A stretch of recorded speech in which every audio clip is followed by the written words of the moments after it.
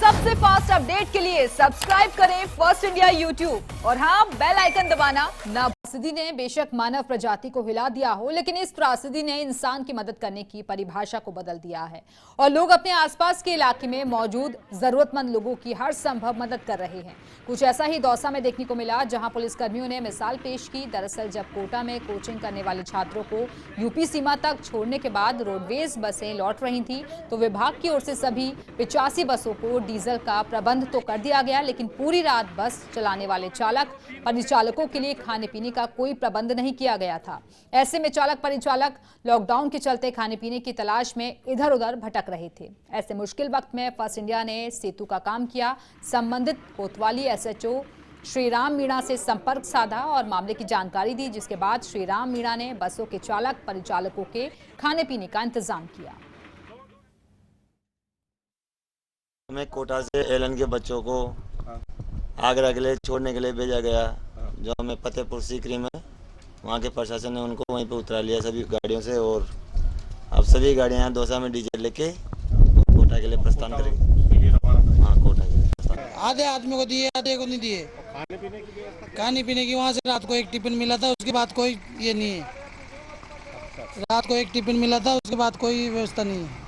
कोटा से कोचिंग छात्रों को उत्तर प्रदेश की सीमा में छोड़कर लौटने वाले बस चालक जो है, उन्हें सरकार की तरफ से डीजल मुहैया कराया गया है और वो सारी जो बसें, लगभग 85 जो बसें, वो दौसा आगार से डीजल भरने के लिए आई हैं। लेकिन सबसे अहम बात यह है कि रात्रि 10 बजे से बसों को लेकर के रवाना हुए जो ड्राइवर और परिचालक हैं, उनको खाने का कोई प्रबंध नहीं किया गया था। लेकिन जैसे ही दौसा कोतवाली पुलिस और एयू बैंक फाइनेंस कंपनी के जो अधिकारी हैं, उनको पता लगा, तो तत्काल सभी चालक और परिचालकों को खाने की जो प्रबंध है वो दौसा में किया गया है। यानी कि कोविड-19 के इस त्रासदी ने आदमी को मदद के लिए किस तरह से एक्टिव कर रखा है, इसका ये एक बड़ा उदाहरण है। हम बात करेंगे कोतवाल साहब से। सर, क्या सूचना मिली थी आपको, किस तरह से? नहीं, अभी सूचना मिली थी कि जो कोटा से जो छात्रों को छोड़ के यूपी जो बसें गई थी, तो उनके चालक और ड्राइवर, जो परिचालक और चालक के लिए खाने की व्यवस्था नहीं हुई, तो वो बेचारे कल से भूखे हैं। तो उनकी सूचना मिली, तो ये एयू स्मॉल फाइनेंस जो बैंक है, इनकी तरफ से पुलिस के लिए जो पैकेट्स बनवाए गए थे, लेकिन हमें जब इसकी सूचना मिली तो हमने पुलिस को खाना नहीं बढ़वाकर इन बस चालकों को, ड्राइवरों को, इनको हमने ये खाने का वितरण करवाया गया। सर, ये खाने की जो व्यवस्था कर रही है उनके लिए सर का बहुत बहुत धन्यवाद। हम रात को कोटा से चले थे, तो रात को वहाँ खाना दिया था हमें। उसके बाद हमारी उत्तर प्रदेश जहाँ हमने बच्चों को पहुँचाया, वहाँ किसी ने हमें कोई नाश्ता या खाने पाने के लिए किसी की तरह की व्यवस्था नहीं करी।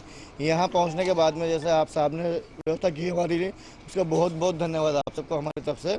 आपने हमें खाने के लिए और इसका व्यवस्था दी उसके लिए। यानी कि कुल मिलाकर के कोविड-19 जो त्रासदी है, वो मदद के लिए किस तरह से लोगों को प्रेरित कर रही है, उसका ये दौसा में एक बहुत बड़ा उदाहरण देखने को मिला है कि जो सभी चालक और परिचालक जो रोडवेज बसों के हैं, उनको भोजन का प्रबंध किया गया है। अब ये आराम से अपनी जो मंजिल तक पहुंच पाएंगे। Laxmikant Sharma, first India news, Dausa.